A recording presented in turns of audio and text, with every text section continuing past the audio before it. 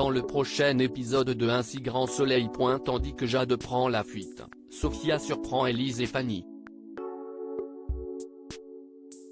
Attention, les paragraphes qui suivent contiennent des spoilers sur l'épisode d'Un si grand soleil diffusé demain soir sur France 2. Si vous ne voulez rien savoir, ne lisez pas ce qui suit. Vendredi 28 octobre dans Un si grand soleil. Jade prend la fuite et c'est la joie à la coloc car Jade et Ludo ont trouvé un appartement et doivent signer le bail le lendemain après-midi. Pendant ce temps, Jean-Pierre Casil appelle Berthier pour lui apprendre qu'il soupçonne Jade d'avoir saccagé sa collection de cognac. Surpris, le comptable de L. Cosmétique prend la défense de son assistante en qui il a une totale confiance. L'estimant naïf, Jean-Pierre l'enjoint à se méfier d'elle. Non loin de là, la police scientifique a confirmé que l'ADN relevé dans la cave à cognac de Casil appartient bien à Jade. Yann informe alors Hakim qu'il ne pourra pas participer à l'arrestation puisque Jade est une amie de son frère. Une déception pour le jeune policier. À Elle Cosmétique, Laurent fait part à Jade des soupçons de Jean-Pierre.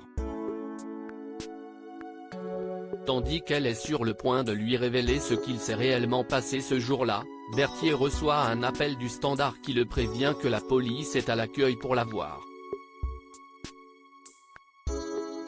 Paniquée, Jade prend la poudre d'escampette puis se cache dans un camion de l'entreprise qui part faire sa tournée de livraison. Jade étant introuvable, la police décide de se rendre à la coloc et demande à Bilal d'être témoin lors de la perquisition. En rentrant, Ludo découvre que la police est en train de fouiller l'appartement. Yann lui précise ensuite que sa compagne est soupçonnée d'avoir cambriolé un client de Elle.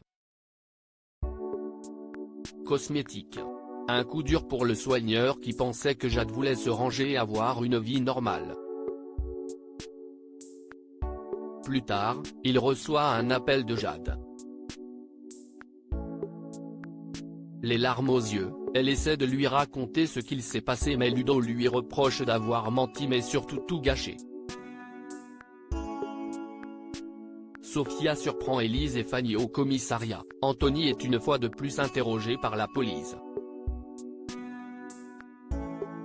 S'il reconnaît avoir été très en colère la dernière fois qu'il a vu Damien, le père de Thaïs jure cependant qu'il ne l'a pas tué. Malheureusement, Alex peine à le croire même si son téléphone bornait chez lui au moment du meurtre. Pour lui, Anthony aurait pu laisser son téléphone délibérément chez lui pour aller tuer le professeur. Pendant ce temps, Élise reçoit un appel de Fanny.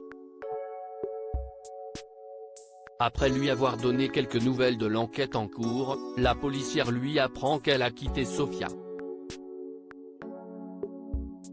Fanny lui propose alors d'aller prendre un verre pour discuter mais Élise a besoin de prendre un peu de recul car elle ne veut pas se précipiter.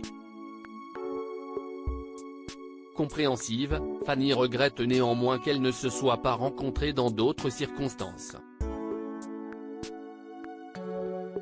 En parallèle, la garde à vue d'Anthony est terminée et il est donc présenté à la juge Alphand.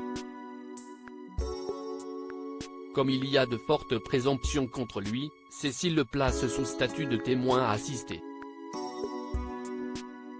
Anthony a beau être libre, il a cependant interdiction d'approcher les personnes concernées par l'affaire, à commencer par Thaïs. Un coup dur pour Anthony. De son côté, Élise reçoit un appel de Sophia qui lui demande de passer à la maison pour discuter. En effet, cette dernière s'imagine qu'elle l'a quitté pour être avec sa maîtresse mais estime de plus qu'elle a abandonné Charlie. Élise tente bien d'affirmer le contraire mais Sophia refuse d'entendre la vérité puis lui raccroche au nez. En fin de journée, Thaïs est interrogée par la police. Cette dernière explique à Alex que son père était furieux en apprenant sa relation avec Damien et qu'elle n'était pas au courant qu'il était allé le voir. Le soir venu, Élise a finalement changé d'avis et a donné rendez-vous à Fanny. Tandis qu'elles s'embrassent, Sophia les observe au loin. Au plus mal, elle attend qu'elles partent pour récupérer le mégot de cigarette de la professeure de sport.